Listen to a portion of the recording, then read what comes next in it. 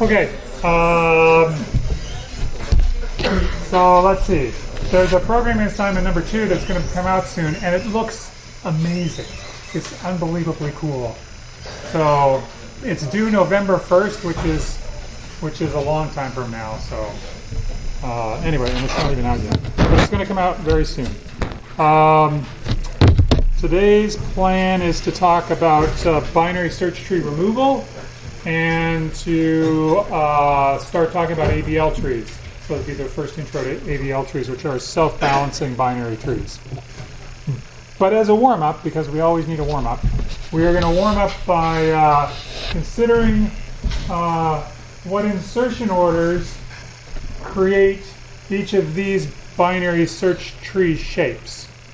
Okay? So, for example, this binary search tree here was created by inserting the elements 4, 3, 2, 1 in that order.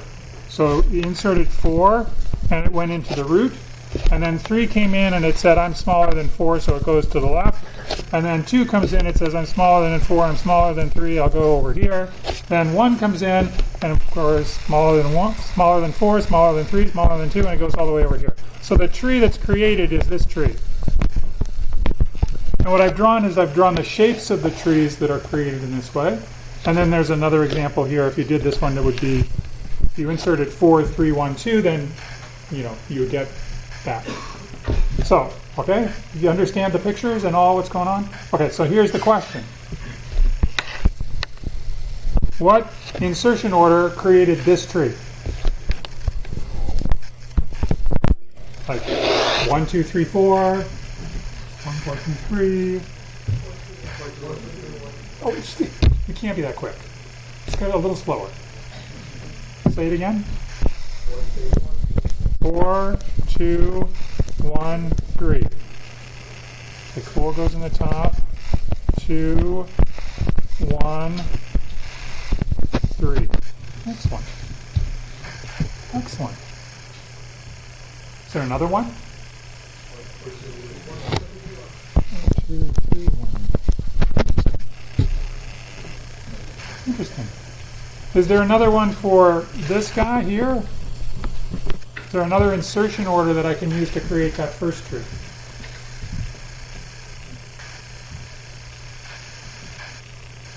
Remember, these are ordered binary search trees.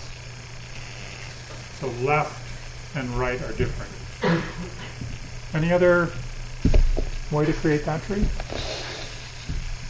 No, just one way. This one has one way. This one also has one way to create it. This one has 2 ways. How many ways are there to create this tree? This one right here. How many ways can you create that one?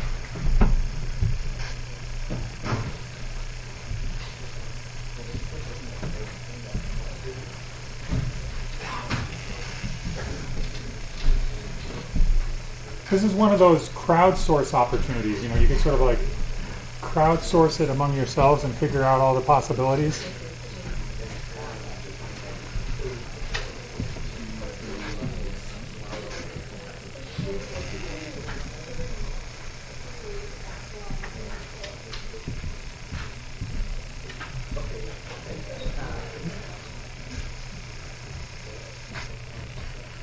How many?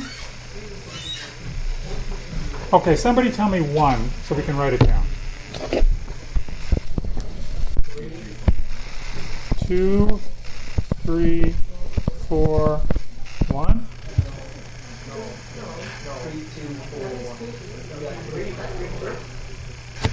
Somebody meant that. They meant something different, I'm sure. Oh, they did, and I just heard it wrong. Okay, that makes sense. 3, what? 2, 4, 1. Okay, great. 3, 4, 2, 1. Any others? 3, 2, 1, 4. Any others? 3, 1, 2, 4. No. Any others? This is kind of a fun game. It's sort of fun. Should have been on the midterm. Question 9. Any others? Why am I asking you these questions? I mean, it's fun to do, but why am I asking you these questions? In particular, you could read the rest of the slide. Find out why I'm asking you this question. And the rest of the slide says, if I chose each of these trees equally likely, there are 14 trees here. There are 14 trees. If I had a 14-sided dice and I rolled it and I picked a tree according to what came up, and I looked at its depth, on average it would have depth the square root of 4. Or in general, if it was an n-node tree, the average would be something like square root of n. If, on the other hand, I generate a random permutation of n numbers, 1 through n, and I stick them into this binary search tree by inserting them one after the other, this says that the average depth is not square root of n, it's log n. Log n is much, much smaller than square root of n. So if I create a tree by generating a random permutation and inserting in random order, it's log n depth. Why? I mean, that's what this whole warm-up was about, really. To figure out why that's true. Maybe I'll ask you another question. What do you think the number is to create that tree? How many do you think creates this tree?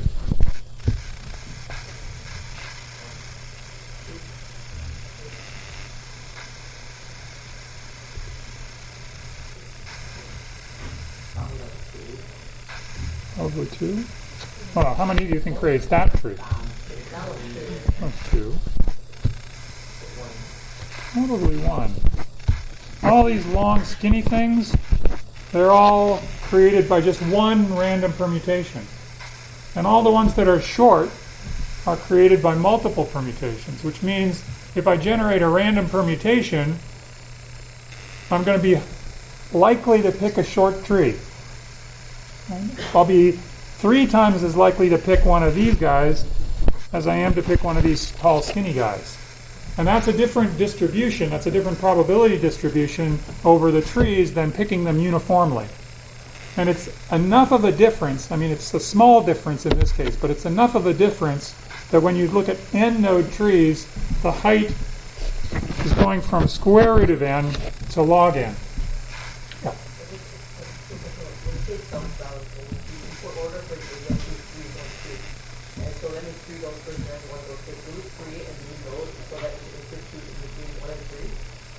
You're trying to understand AVL trees before we talk about AVL trees? That's awesome!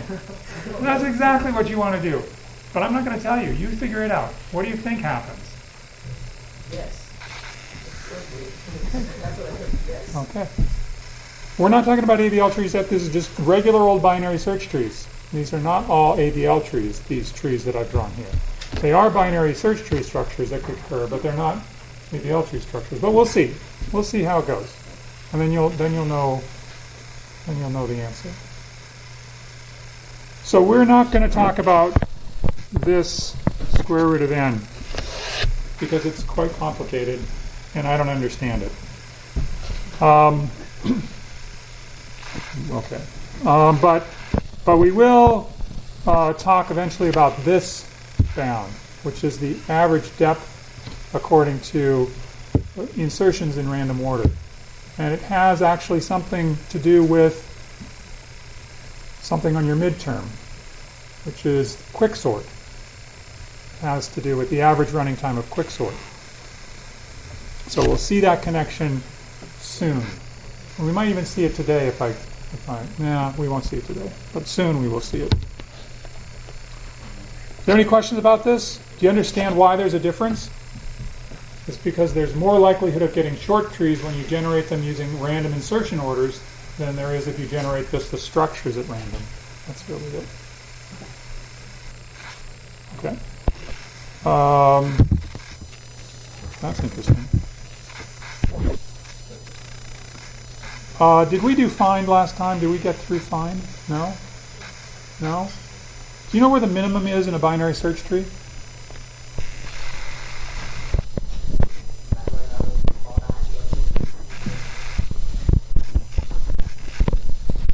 Leftmost leaf. You want it to be here. Think that's the minimum?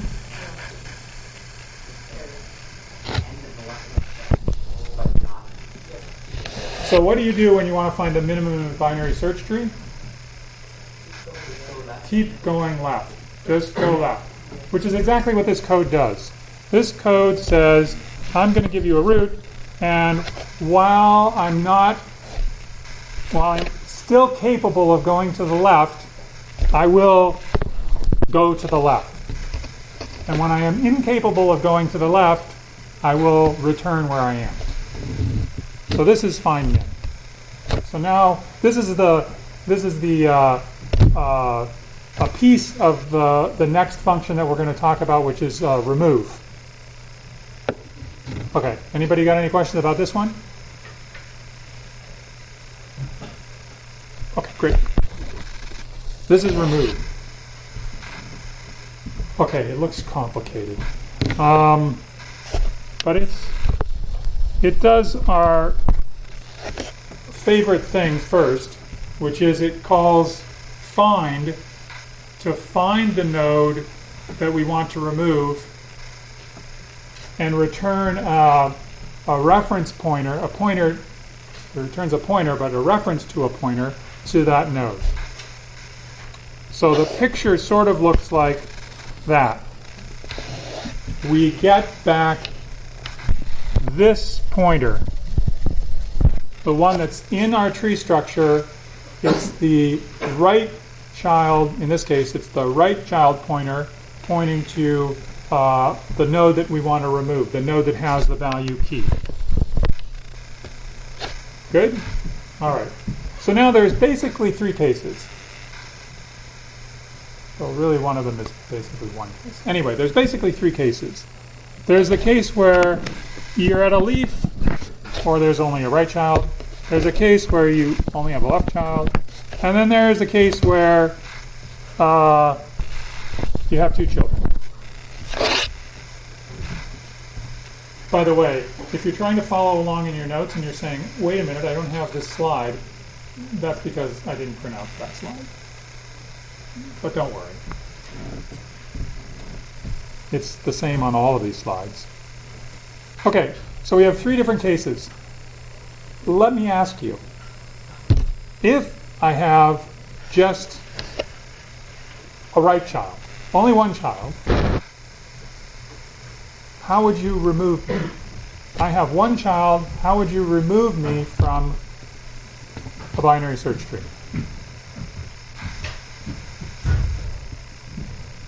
Let's look. This is the case. Here I am. This is, oh yeah, that's the thing that we're drilling. Oh, maybe I should mention something about this because I have a slide for it. I declare a new pointer called toDelete, which copies the pointer from handle, but it doesn't copy the fact that it's a reference. It creates a new pointer. So toDelete is a new variable that's pointing at this thing that I'm trying to delete. And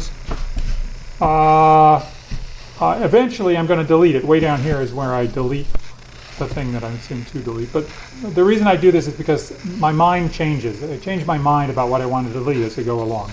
And you'll see why in just a second. Okay, so now we've checked the case and we've seen that we have a key whose node has no left pointer. There's nothing here. This is an empty. So the handle, the left child of the handle, well, this handle is a pointer to a node, and the left child of that node is empty. So we only have this right child. So now, what would you do?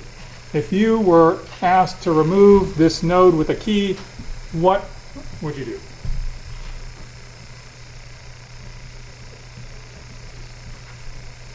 I want to see at least like 4 people doing something with their hands. Like, okay, that's 2 people, that's 3, that's okay, great.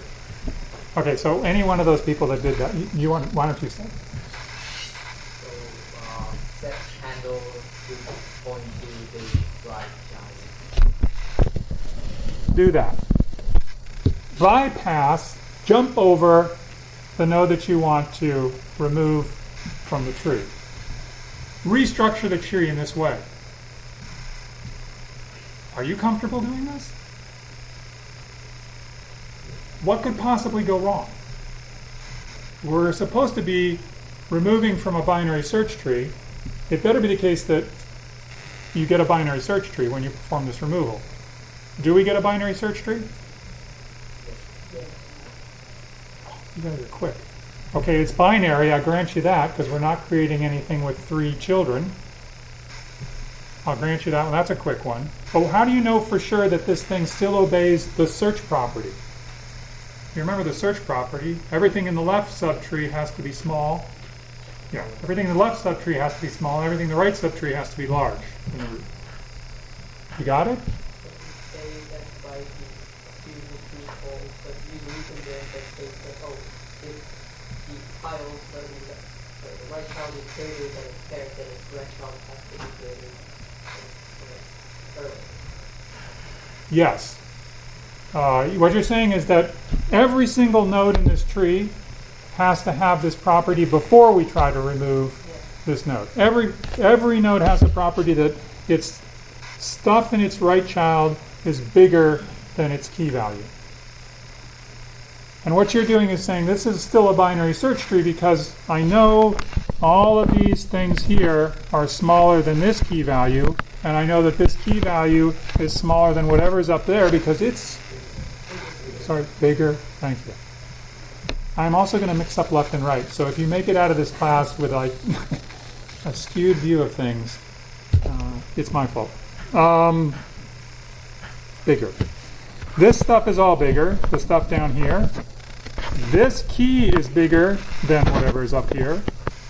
And therefore, when I reroute this pointer, all of this stuff down here is going to be bigger than whatever is in the node at the top, the node that's pointing to this. So we're preserving the search tree property, which is an important thing to do. Okay, but you guys knew that immediately. So let's go to a slightly complicated, more complicated case.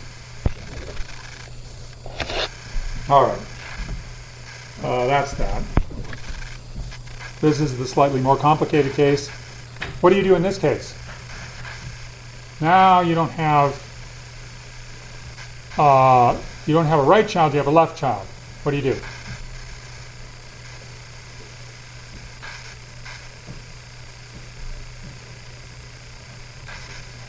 Yeah? Same thing. The same thing. It's not even slightly more complicated. It's exactly the same as the previous one. You just do this.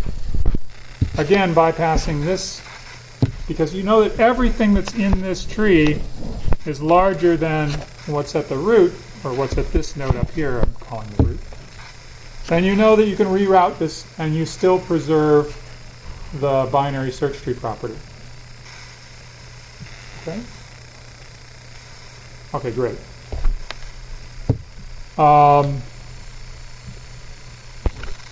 Then we're done.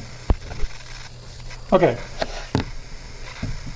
Now comes the interesting part. So, if instead I have 2 children, oh, you're looking at the slide, don't look at the slide.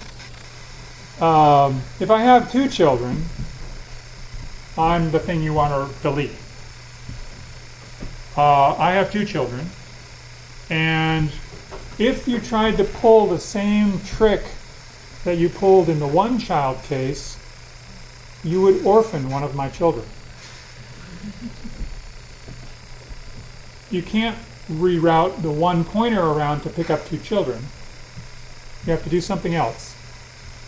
So you have a choice here, but the typical choice that's made, or it's sort of a nice choice, and there are other things you can do. You can restructure in other ways, but here's a simple way to do it. Well, you tell me, what's a simple way to do this? I've got a node, it's got 2 children. That means it has both, so we're in this case, the 2 children case. Here's a node, that we want to remove. Maybe we have somebody that points to it. What are we supposed to do?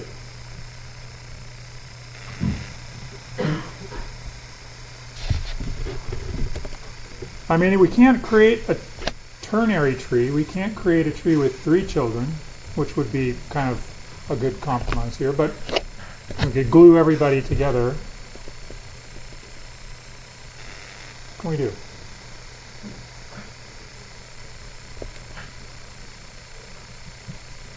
I didn't tell you about find min for no reason. Oh yeah, you're reading the code. So you guys are very clever. I should hide the code. So what this code does is it finds the minimum where? Don't look. Oh, you've already looked. Where does it find the minimum? In the right side, over here. What good is that for me? What is the minimum in the right side?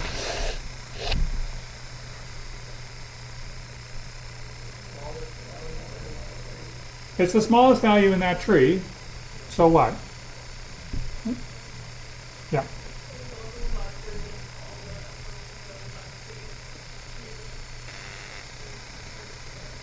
Exactly. If I pick the minimum out of this guy, it's still somebody that's in this node's right tree, so it's still bigger than whatever's in this node up here. And therefore, it's bigger than everything that's in this tree. And so what I can do is I can grab this guy and I can say, well, you know what? I'm going to replace the root. I'm going to kill this thing and replace it with that.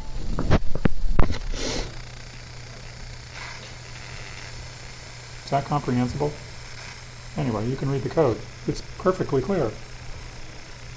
Why did I do that? What's another option?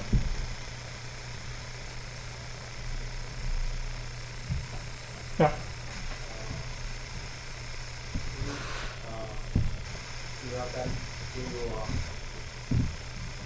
Take the right subtree and stick to the right side of the min of the left. Oh wait, I'm getting left and right wrong. That's okay. I'm understanding you perfectly. You want to rip something off of the rib and move it down. Yeah. Yeah. Okay. And you want to rip something off of that. You want to rip basically this. Let me just do this. I'm paying for this color. Use it. You want to rip that guy off and rejig somehow, make this guy into a single node, move those guys down, and then you'd be removing that guy. I'm thinking of an easier thing. This is also true. This is something that you could do. You can move that subtree down to its proper position. But it's tricky to do this correctly. Yeah. Can you just take the pair off the max on the left side and route it into the top? Yeah, that's the other option. You could take the max over here. Maybe that was too easy of an option. People didn't. Anyway, you could take the max of the left subtree, and it would serve the same purpose. It's a node that also could be at the root if the root wasn't there. So what we're doing, we're choosing the pink one as opposed to the green one, just because that's the way I wrote it. But you don't have to do that. You could do whatever you want. You could do either one, in other words. So this is what happens. We find, we use find min to get this, a reference to that pointer.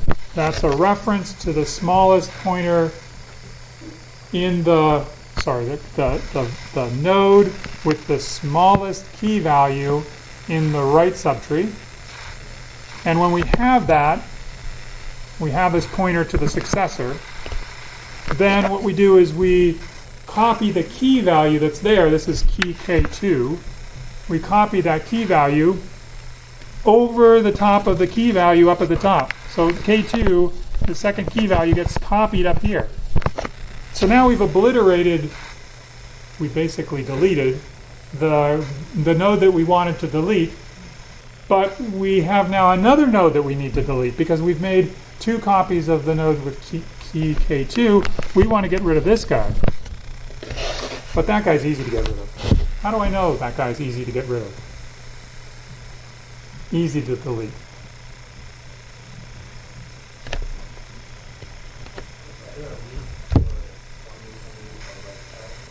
Yeah, it has no left child. It has no left child because find min, you told me, find min, you go left if you can. So I must not be able to go left, so this must be null. This must be null. I can't go farther to the left. And so, great. Now I've gone as far left as possible. I hit a node that only has 1 child. I revert to the rerouting deletion operation that we performed before, which is exactly what this, not this. Oh yeah, I have to update to delete. And then I reroute this successor pointer. This is a reference parameter, again, that's changing the pointer that's inside of the search tree so that it routes around the K2 node and just goes down to its child.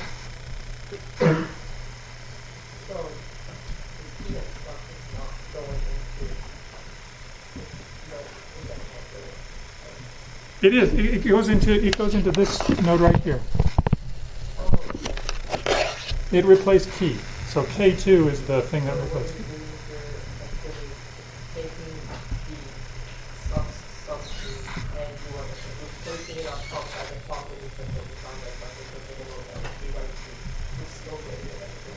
No, I'm not moving any trees in this one. I'm just moving one key value, one key data value. I'm moving it up. I mean, I'm only showing the keys here, but of course you realize I would move the data as well. Otherwise, that would make no sense. It's like I would label Unix with Mac OS and everyone would get confused. So I move the key data pair up to the node that I want to delete, overwriting that node, and then I'm left with deleting a simpler structured node, one that only has at most 1 child. And that's an easy deletion to perform. Okay. So I know, I expect that when I first put this code up on the slide, it might have been a bit like, oh, great. But now it's kind of just easy, right? I mean, it's just 3 cases, and 2 of the cases are trivial. There's only this one that's the copy of the data. Yep. Are there any real-life cases where we can copy the key? Yeah. Yeah, the question was, are there any real-life cases where you can't copy the key? And the answer is not that you maybe can't, but there are situations where you don't really want. You tell me, when would you not want to copy the key? Well, anybody can tell me. When would you not want? Yeah, if the keys are huge, it takes a long time to perform the copy. And so this would not be a good way to do deletion. It would not be a good way to do removal if your keys were huge, because it would take more time than you'd really want to perform. And in that case, you might want to do some more serious tree surgery. You'd have to cut more branches to put things together. But really, in those cases, it makes the code a lot more lengthy. Not a lot more, but a little bit more lengthy. But the ideas are not any different. You're just looking for where can I place subtrees hanging under the nodes that I deleted. Okay, is this good? This is what we're going to talk about. This is the vanilla binary search trees. Vanilla binary search trees we're almost done with. Vanilla binary search trees. We're going to move on to more advanced binary search trees. Ones that are self-balancing. But I'm open to questions about this stuff. Actually, I'm going to ask a question right away. Well, you tell me. If I have an n-node binary search tree, what does the running time of the operations on the binary search tree depend on? Height. Exactly. So if I have an n-node binary search tree, n-node BST, its height is less than or equal to what?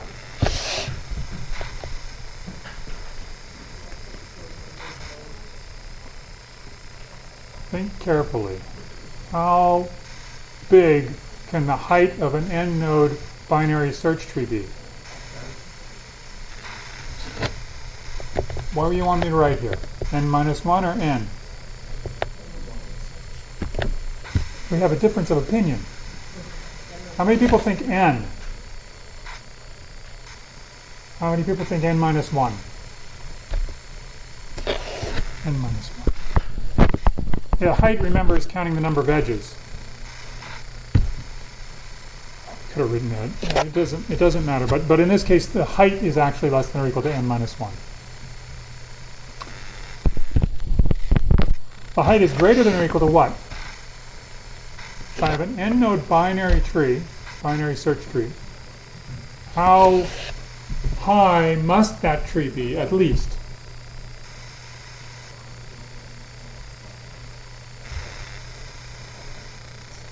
Yeah.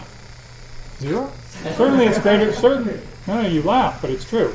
It's greater than or equal to 0. That's certainly a lower bound. It's not a very good lower bound, but it is a lower bound.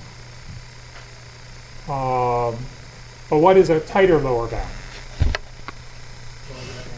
Log n. Log base 2 of n, and it's the floor of that. That's really what you can realize. What trees give you such lovely shallow height? What are these shallow trees? Do we know any? I've got 2 blanks here, implying that there's 2 of them that you know about, at least. Complete. Complete. That's number 2. It's not the one I expected you to get first. What's the one I expected you to get first? Perfect. Perfect ones are perfect. They're perfectly packed. They're as shallow as they could be given a number of nodes. And both of these trees have this property that they are height log n when you have n nodes in them. They match this lower bound on the height of the tree, which is great. Oh, by the way, people were asking me at one point, what can I say about this height asymptotically?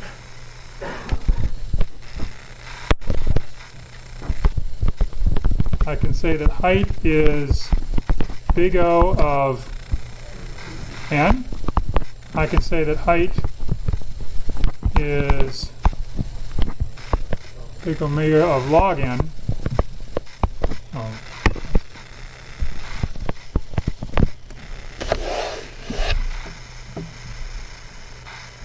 So it's a big O and big omega are the upper bound is big O and the lower bound is big omega. But it's a function, height of an n-node tree. Now, if I told you what's the worst case height of an n-node tree, if we wanted to talk about worst case, then what is the worst case height?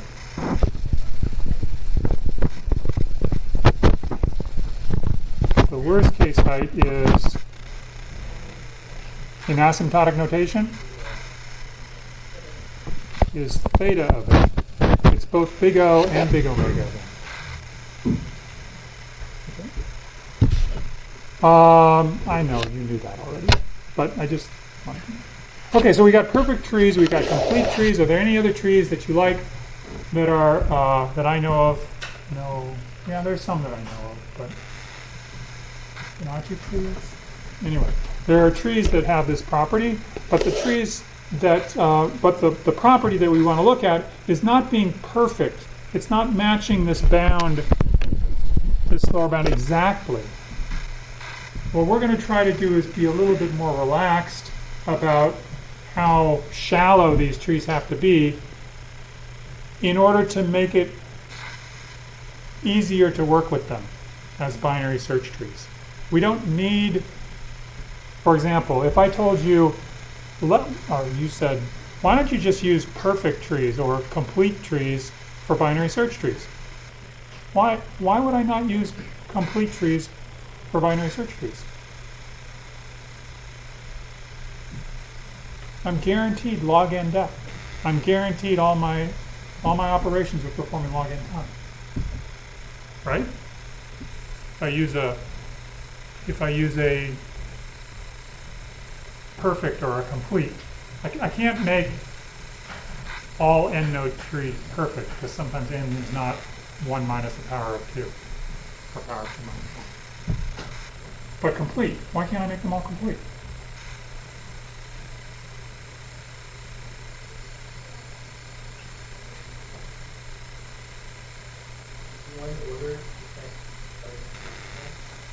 I want it ordered, I can't have it complete? Why not?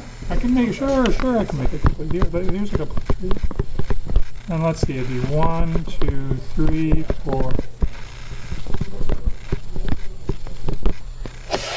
Sure, it's complete, it's even perfect. And it's got all the properties you need for your binary search tree. Why don't I use these things? Is this too easy of a question? It's hard to maintain. How much time does it take me to insert into a complete binary tree? Like, so let's suppose that I wanted to insert the number 4.5 into this complete binary tree. And I wanted to create a complete binary tree. Let's just see. Insert 4.5. Okay. I now have the numbers. Well, I know what the tree looks like. It looks like this. Right? Because that's the shape of a complete binary tree with this many nodes. Where do the nodes go? They go in order. 1, 2, 3, 4, 4.5, 5, 6, 7. Everything's moved, or at least a lot of them have moved. If the structure moves that much, I can't update the structure in log n time. I can't insert, I can't perform the insertion. Even though I can perform find in logarithmic time, I can't perform the insertion to add another item to my dictionary in log n time. I have to restructure the whole tree. So we're not going to be that rigid. We're not going to say it has to be perfectly balanced. We're going to talk faster. We are just going to say that it has to be kind of balanced. Kind of. And the reason we're going to talk about balance is because I'm going to talk about getting this no big height trees by saying that if you look at every node in the tree, the siblings, the children of that node, are nearly the same height. If that's true everywhere, then the tree is nearly perfect. It's nearly complete. In the perfect and complete trees, you're never off. You're mostly off by 0, and you're never off by more than 1. And we're going to try to relax. We're going to use that property but kind of relax it. Okay? That's the idea. So we're going to talk about balance at a node. Balance is just the difference between the heights of the left subtree and the right subtree. So in this case, I have a subtree of height 5, and I have another one of height 7. Those are my two children. One's 5, one's 7. The difference between them is the balance at the node x, which is 5 minus 7, or negative 2.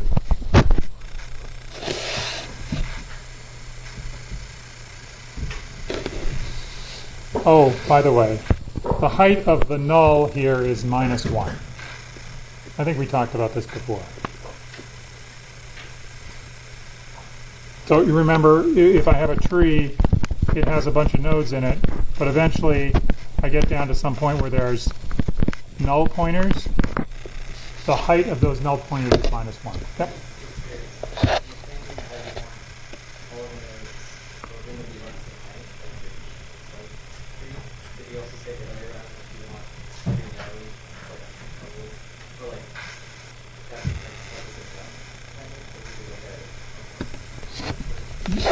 No, this doesn't imply that, but it sort of, we're going to get to it. I'm going to talk about it in just a second, and we'll talk about what exactly this balance binds to. But first, I just want to make sure everybody understands this balance. What we're going to insist about balance is that for every node in the tree, the difference between the heights of the left child and the right child is no more than 1. That's a balanced tree.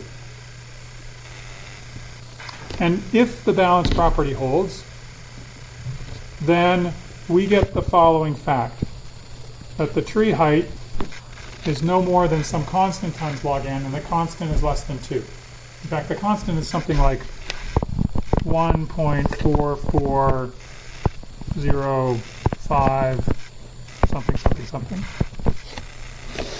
It's like 1.5. So allowing a little bit of balance doesn't ruin the height of the tree. So we'd still have fast operations on that tree if we only knew that it was balanced in this particular way. Okay. So this is what AVL trees are based on. They're based on the balance property. They're called AVL trees because nobody can pronounce Adelson, Belsky, and Landis, or maybe they're too tired to do that. And those are the guys that invented it. They're Russian mathematicians from the 1960s that invented this structure, the first self-balancing binary search tree. And it has the same 2 properties as binary search trees. There's a binary tree, and it has the ordering property. Everything in the left child is smaller than root, everything in the right child is larger.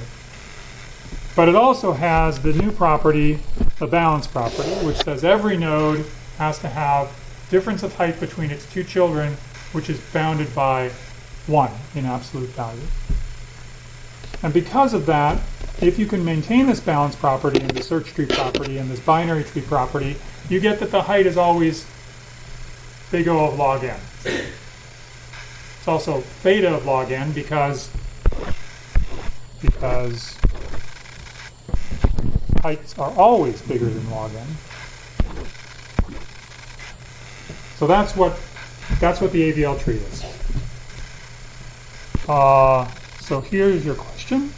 Is this an AVL tree? Is it a binary tree? Yes. It's not a binary tree? It is a binary tree. The next question is it a search tree? I mean, there's 3 properties, right? Binary, but it has the search tree property. Is that the search tree property? Does it have the balance property? Yes? No? Maybe? Who knows? How do you check the balance property? What you do is you annotate nodes with height. So I'll annotate these nodes with height. Remember that a null node, a null child is a -1. This is at height 0, this is at height 0, this is at height 0, this is at height 0. You remember how to do this, right? It's like a recursive thing. You calculate the height of your tallest child and you add 1 and that's your height. So 1, this is 2, this is 2, this is 3.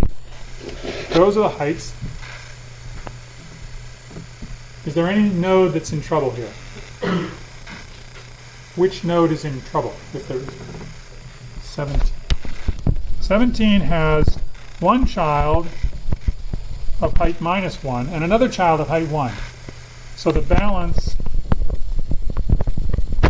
at node 17 is -1, -1, which is -2.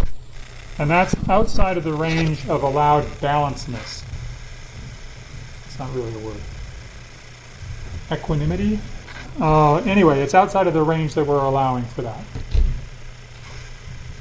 So this is not an AVL tree. No. Now, good, we have time for doing this. Suppose I wanted to construct the tallest AVL tree on the fewest number of nodes possible. What's the tallest AVL tree that I can generate on 2 nodes? Whoops. I'll do this one for you, then you do me 3. That's the tallest AVL tree on 2 nodes. Not surprising. Pretty much the only tree you got on 2 nodes. What's the tallest AVL tree on 3 nodes?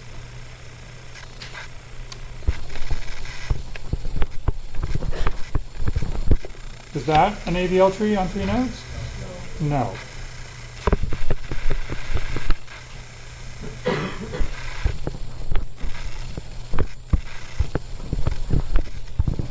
that the tallest AVL tree on 3 nodes? I don't know. Can I do this? This has got height -1. Nope, I can't do this. How disappointing. What's the tallest AVL tree on 4 nodes?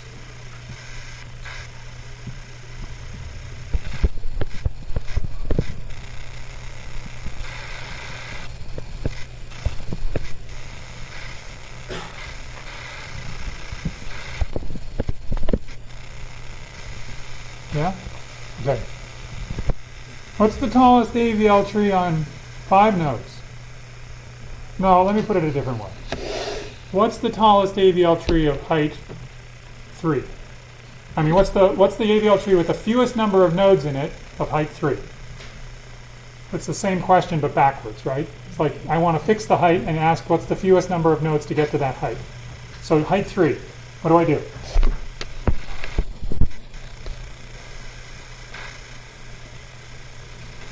Okay, great.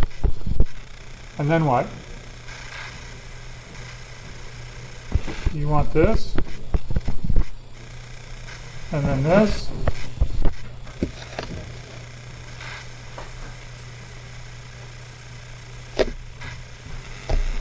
is this the fewest number of nodes you need to get to a AVL tree of height 3?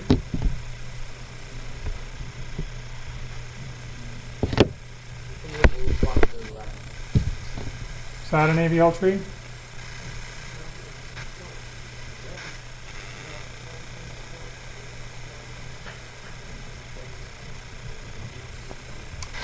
Is AVL treeness a recursive property?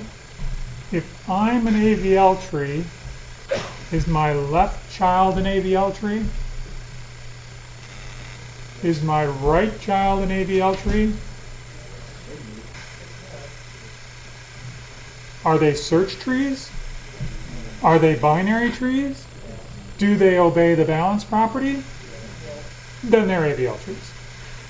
Left child, right child, and then I'm a root, and I have to have the property that my children are within height 1 of each other. This tree is an AVL tree. You just told me it was.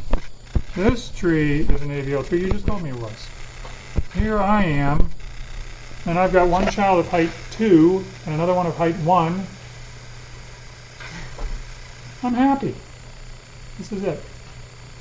Interesting, there's a homework question in here. That's good. I haven't figured it out exactly. Actually, I have figured it out. But your homework's not coming out for another week, maybe, or something. But anyway, it'll be stuff like this. Okay, so next time we'll talk about the actual operations you need to perform on an AVL tree in order to maintain these balance properties.